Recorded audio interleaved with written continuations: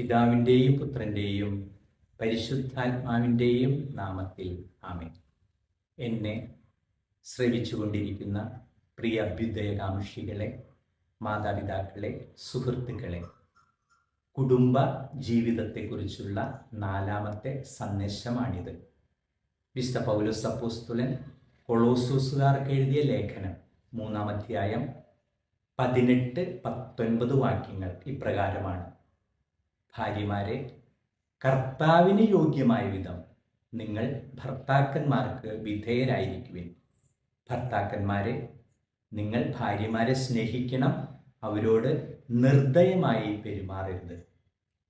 കുടുംബജീവിതത്തിൻ്റെ അടിസ്ഥാന ഘടകം സ്നേഹവും ബഹുമാനവുമാണ്. അതുകൊണ്ടാണ് വിശുദ്ധ പൗലോസ് അപ്പോസ്തലൻ എഫേസോസുകാർക്ക് എഴുതിയ ലേഖനം 5-ാം അധ്യായം 33-ാം വാക്യത്തിൽ ഇപ്രകാരം പറയുന്നത്: നിങ്ങൾ ഓരോ വ്യക്തിയും തന്നെ പോലെ തൻ്റെ ഭാര്യയെ സ്നേഹിക്കണം. ഭാര്യയാകട്ടെ ഭർത്താവിനെ ബഹുമാനിക്കുകയും വേണം.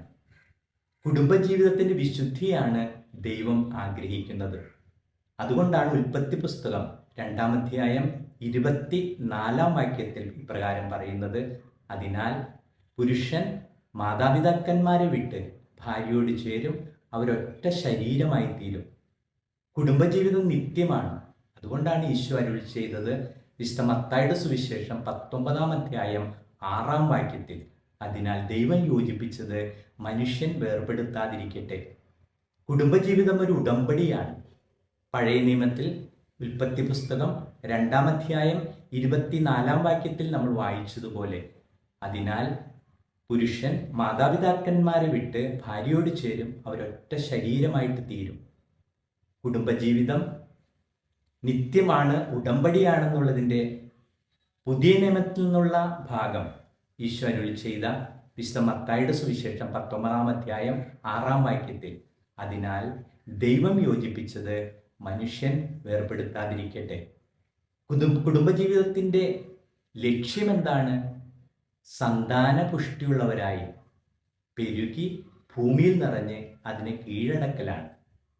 ഉൽപ്പത്തി പുസ്തകം 1-ാം അധ്യായം 28-ാം വാക്യം: ദൈവം അവരെ ഇപ്രകാരം അനുഗ്രഹിച്ചു: നിങ്ങൾ സന്താനപുഷ്ടിയുള്ളവരായി പെരുകുവിൻ, ഭൂമിയിൽ നിറഞ്ഞ് അതിനെ കീഴടക്കുവിൻ, കടലിലെ മത്സ്യങ്ങളുടെയും ആകാശത്തിലെ പക്ഷികളുടെയും ഭൂമിയിൽ ചരിക്കുന്ന സർവ്വ ജീവികളുടെയും മേൽ നിങ്ങൾക്ക് ആധിപത്യമുണ്ടായിരിക്കട്ടെ. കുടുംബജീവിതത്തിൻ്റെ അടിസ്ഥാന ഘടകം സ്നേഹവും ബഹുമാനവുമാണ്. കുടുംബവിശുദ്ധിയാണ് ദൈവം ആഗ്രഹിക്കുന്നത്.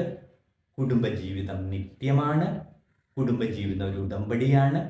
കുടുംബജീവിതത്തിൻ്റെ ലക്ഷ്യം സന്താനങ്ങളുമായിട്ട് പെരുകി ഭൂമിയിൽ നിറഞ്ഞ് അതിനെ കീഴടക്കലാണ്. സർവശക്തനായ ദൈവം, പിതാവും പുത്രനും പരിശുദ്ധാത്മാവും നിങ്ങളെ സമൃദ്ധമായി അനുഗ്രഹിക്കട്ടെ. ആമേൻ.